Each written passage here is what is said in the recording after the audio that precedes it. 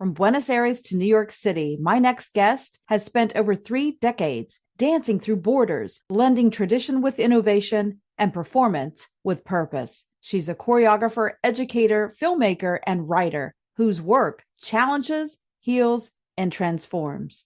In today's episode, we dive into her extraordinary career. Ciao, I'm Anna Harsh, professional dancer, author, and host of the Dance Floor podcast, the podcast that offers you advice, tips, and unique ways to find those life lessons that improve our lives. So grab your dance shoes and join me on the dance floor. Welcome back, listeners. I have a very special guest, Anabella Lenzu. Welcome to the dance floor. Thank you so much, Anna, for the invitation. I have been admiring your website and all of your amazing work, and you have done so much. You've worked across so many different countries and cultures, from Argentina to Italy to the United States. Has that international experience shaped your choreography and teaching, especially when you're working with dancers with diverse backgrounds? Sure. Well, I think when you born to be dedicated to dance, and especially in the art of choreography, you have to learn how to do your luggage very early in your career, because it's where you change your status quo, I've been living I'm born in Argentina, but I travel and work a lot in Chile. Then I moved to United States in 1999 to study at Juilliard. I didn't finish Juilliard because of economical reasons. And then I moved to Italy and I worked there for almost 6 years. And then I moved back here in 2006 to New York City. But I decided to live in New York because of this sense of being international. And in reality, it's like challenge how your message can come across to people from different cultures, from different religions, from different backgrounds. If Right. you come here in New York City, I live in Williamsburg, Brooklyn. But if I go to Flushing, Queens, I could be in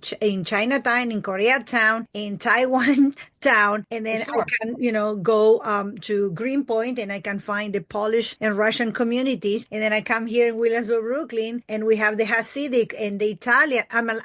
I love to perform from different communities, because then I really test what I want to say and how the different cultures and the different aspects, they interpret what I want to say. So they give me a big breath, an international breath. And when I'm thinking about choreography, you don't want to just talk to a small crowd. You want to make it so universal that everybody can be included and understand. Yes, I love it when you do have a diverse audience that's watching and learning, and everybody gets it from maybe one gesture or one hand movement or just the blink or look of an eye. I think it just really speaks volumes as dancers to have that powerful message that can come across no matter what language you speak. That's exactly, because dance unites us. Sometimes the words separate us. So it's interesting that through my journey into dance, I started dancing flamenco because we was talking before, the population of Argentina, 80% are Italians. right. The other 20%, let's say 19% are from Spain. And the rest of the world is the other percentage. But growing up, we didn't have Italian folk dances. We have Spanish dances. From folk dances to flamenco. Flamenco actually came to the last. So as 5 years old, I wanted to dance, and it was not ballet, because ballet, we have big dance schools, and they're like follow the Russian models of schools. So you need to audition, they need to measure. It's very complicated to get in, and I get into the school, but at 9 years old. So from 5 to 9, in this time, I study all Spanish dances, all different type of jotas, from Islas Baleares, Islas Canarias, everything. I know all the map of Spain, all the different states, and I know more than 200 dances. Wow. I want to dance ballet, but I start with a folk dance, and that shaped me in a different way, because I play the castanet, I play the tambourine, but the Spanish way. We have the flamenco and the whole zapateo and the footwork. So then I start ballet with another perspective. I understood what it was a folk dance and the function of folk dance without even, being already for a little, and then understand that, okay, this is a dance that belongs to the stage, and how we adapt folk dances from the stage. Right. And all of that came before ballet. So that was a great. Exactly. you. Yeah. But we didn't have Italian Right. dance. It's That's right. unbelievable that, no? That 80%, but the cuisine, if you go to Argentina, of course, it's like, oh, Italian. And even our language that we call cocoliche, which is a mix between Spanish and Italian, we call cocoliche. And Wow, many I of didn't the know that. tangos, they're having this language. Like, I'm going out, we say, you don't say facciamoci un giro. Gira, vamos a girar. Yeah, It's a mix and many words now that don't come into my mind, but I even talk cocoliche here at home with my kids and they're like, what are they talking about? What? I say right. Italian. I'm like, oh no, I forgot this word. So this is important. But let's come back to that. So then I moved to United States, and why I moved here to New York City and why Julia, one of my teachers, my dance history teacher, and he was he was the manager for Jorge Don, from Julio Boca, from Maximiliano Guerra. He was my teacher. He said, Anabella, if you want to do choreography, you have to go to United States. Mm. Okay, where? New York City. I never care about like country, or I say I want to study choreography. And here I was trying to find my voice, and here I encounter modern dance. And many of the pioneers of modern dance, they also tried to do, especially at the beginning when Ruth Sandenis and Ted Shawn, pioneers of modern dance, first generation of modern dancers in United States, they also tried to copy these exotic dances from India, from Japan. And So they're again, very influenced. he's very influenced. And so I was, okay. So here I am, with my background of Spanish dances and ballet. And also we studied tango and folklore. It was mandatory for us in the ballet school, which we hated because I remember doing all the Argentinian national dances. And I just want to do split and jump and be free with my legs. And then Get it? tie you in an embrace since you're little. I couldn't understand until it's like the wine. We say the tango and the folklore you understand as the wine. Older it gets, Better it gets. That's better right. it gets, and then you understand your culture. Ready to dance like you're in Italy? It's time for the Italian Dance Challenge. Clear some space, grab a bottle of water, and gather your whole family because this Zoom dance party is bringing the energy of Italy right to your living room. And guess what? It's completely free. Yes, I said free. So turn your cameras on, bring your best dance moves, and get ready for a fun, cultural, and totally unforgettable experience. The Italian Dance Challenge with me, Anna Harsh. You'll be learning cultural Italian dances straight from Italy. So mark your calendars. Are you ready?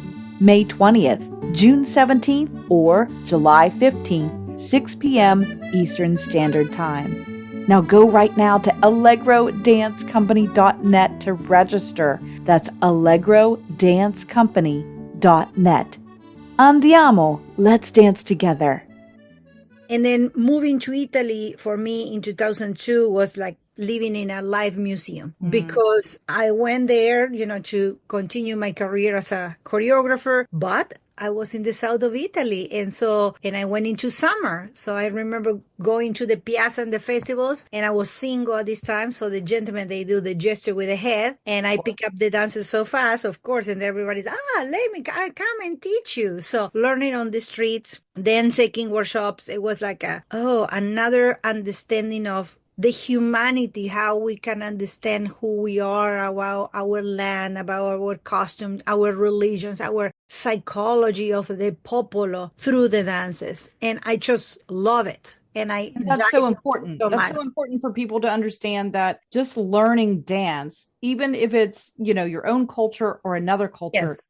it will reflect and allow you to open up to other cultures, languages, ideas, how Absolutely. you believe, what you love. Yeah, so much. So I worked there, and I was hired at this time. Italy was different. They have more resources than what is now for dance. So the Italian Ministry of Culture was working for one of the 10 companies that the government sponsored. That it was Balletto 90 by Anita Bucchi, that I'm so thankful. And then Anita Bucchi, she say, okay, we're going to do this project about trying to revive the dances, and you're going to go in a band to Napoli, to all the Salento, and you're going to go in this band with these musicologists, with these anthropologists, with these musicians, with these actors, and you're going to go in the field and register. And at this time, I have my American, now it's my husband, my American boyfriend at this time, photographer and filmmaker. So Nice. he document all of that trips and literally was there on the field asking questions and dancing, and Todd was photographing and the anthropologist was taking notes. And we did 4 shows that tour all the south of Italy, that it was shows about dance theater, but based on the Italian folk. And so my experience to be in Rome, in Naples,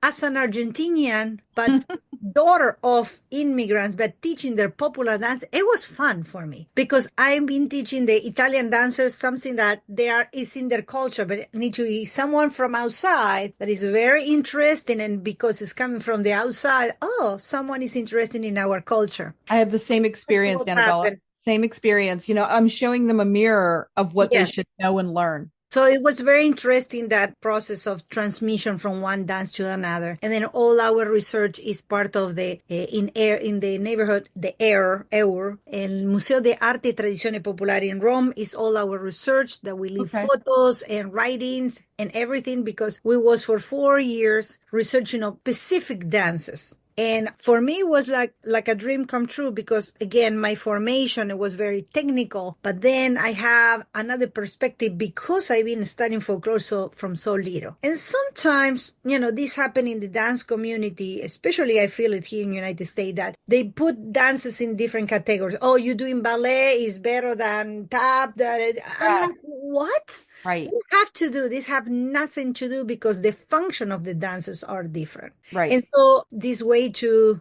because you're doing this is a different, you're a professional or you're not. I'm not agree at all with that politics, especially in the United States, but also in Europe, in Italy, if you're a professional dancer, mean that you're doing ballet or modern. I'm like, no. You can also be a professional dancer doing a folk dance.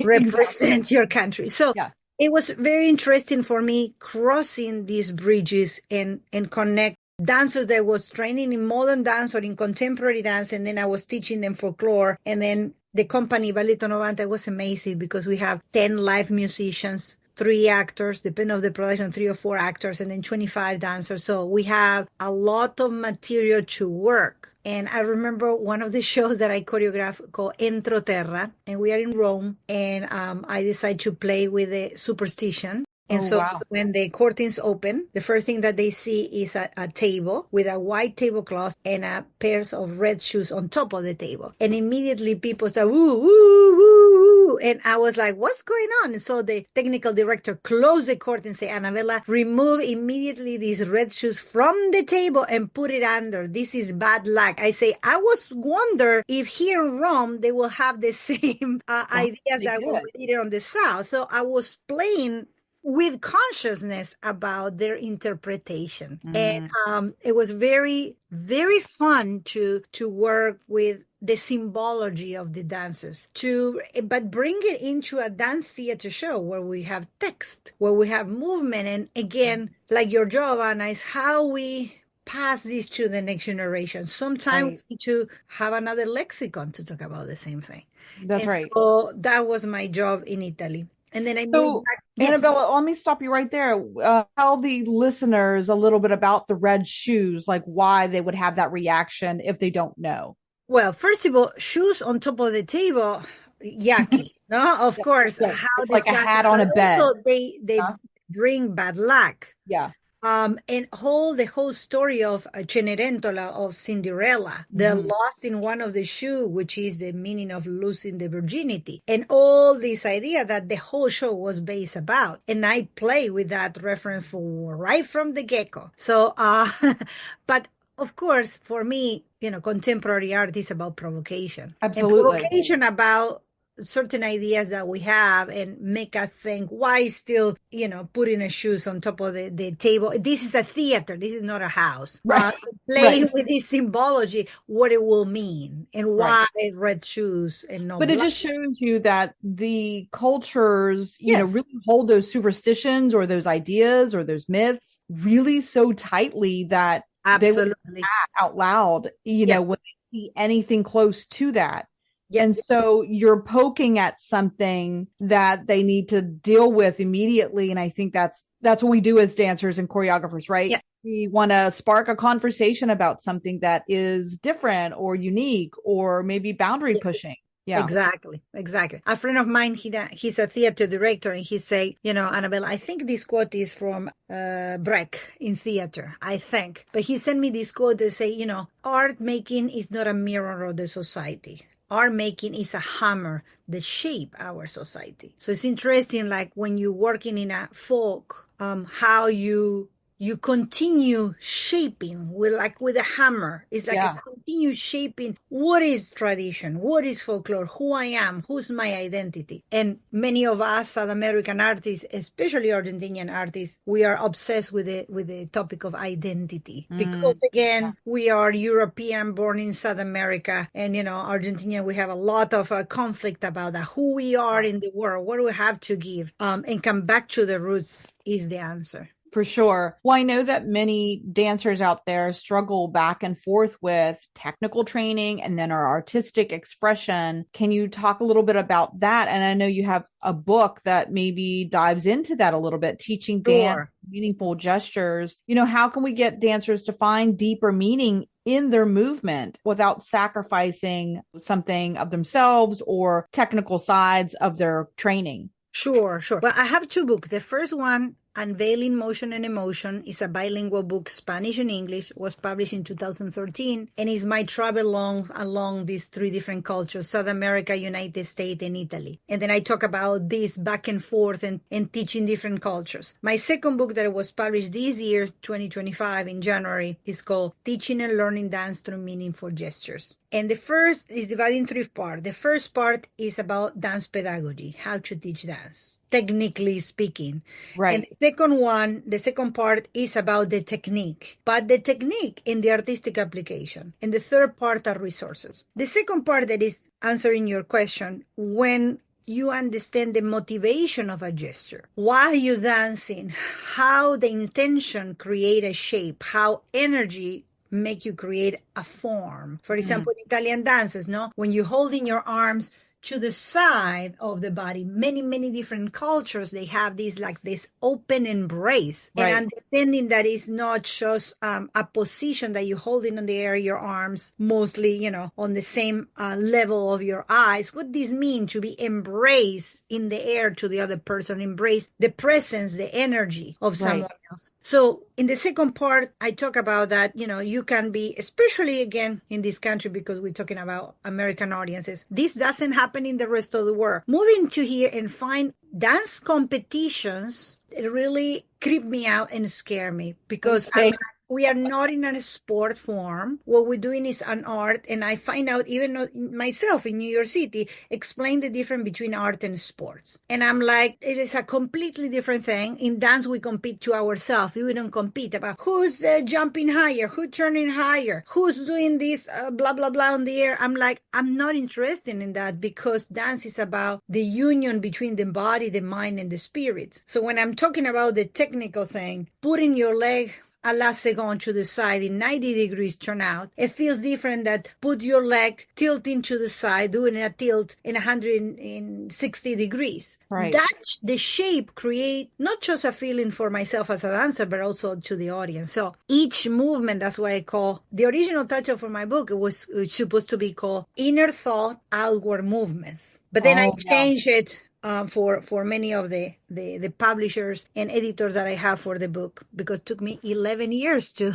write it down. That's understandable. It's a lot of information. It's a lot of information. I think dancers do struggle with that. Yes. I always push dancers to say, well, like you said, what is the story? What is the motivation behind each movement? Exactly. Why are you doing it? Rather than, oh, well, I can do this. Well, that's great, but why are you doing this? Find the why. That's the whole thing, because that's why I feel that this culture, the dance, became empty for the dancers and became empty for the audience. And that's why we're losing audiences, because there is so much to explore. And so for me, dance is a tool for self-knowledge. And so when you're doing a step, it's like reading a poem, but you need to understand what is the poem says.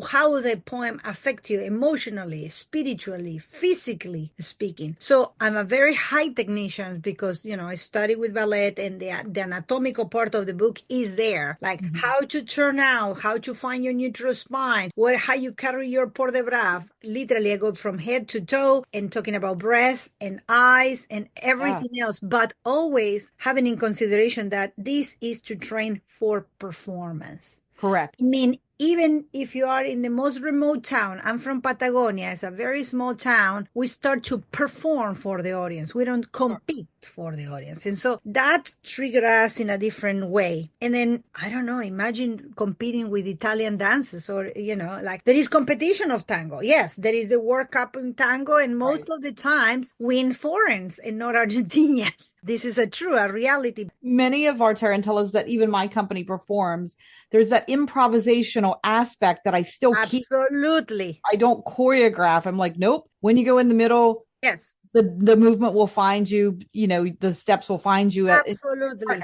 So I can't imagine competing that way. Like, how do you compete with your inner thoughts and an improvisational? Well, but that's what is my job, as an educator for the last 35 years. So that's why this book needs to be done. This is my course pack for my classes at NYU and at Perry Dance and different institutions that invite me as a guest. That's why it took me 11 years to really pinpoint what is technique and how technique is very clear. When I make the dancers, move their hands, and I say, well, if you don't know how to move your hands, you don't know how to move the entire body, because the most expressive part of your body is your face and your hands. That's right. Arms, then your torso, and later the legs.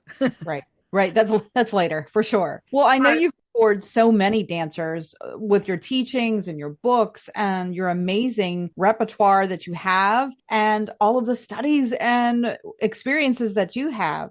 Talk a little bit about the advice that you have for that next generation of dancers that are looking to transition from performers to maybe being a creator or a choreographer. How do they find their own voice?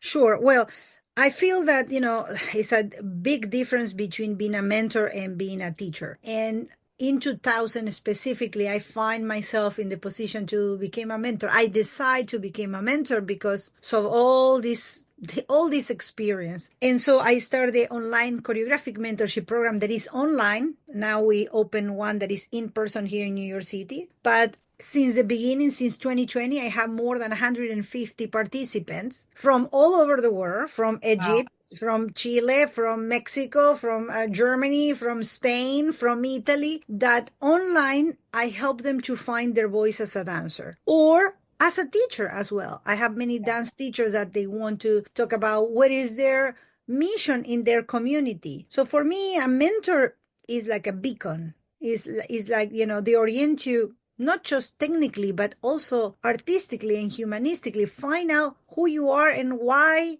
dance is important and how you can bring this into the society. And some of the mentors that I have ran from 65 years old to the 20s. I mean, it's not age. And so I have just beginner choreographers, and I have a very professional, very good choreographers, like this director of a school in Egypt. And we was talking about, how a different culture informs us the way that we dance. In some places, dance still kind of prohibit. For sure. Just for a higher society. For us in Argentina, dance is in public places. It's not for the rich people. So how I can help them to become a better artist to serve the different communities. That is my job. And that's awesome. Where can we be part of your mentorship? Like, is it on your website? Can you give us everything is on my website, AnabellaLenzu.com, and I'm in all the social medias from Instagram to Facebook to X, what it was used to be Twitter, and all the resources are there. They have free articles published there in my website that everybody can see, and I also have a YouTube channel because I teach dance history and dance criticism. There is like a library, free curated library of dance that you can go and see from tarantella to tamurriada to pizzica to Argentinian tango, modern dance, I don't know, Pina Bausch, to say, by organizing by dance technique, by dance style, historically, and also by choreographers. That's amazing. So you can go there and it's free. It's a curation library. Anabella, you're such a wealth of knowledge and a fountain of everything that I've been searching for. So I'm so glad that we met and we're going to keep in touch. And Sure, Anna, please, let's do.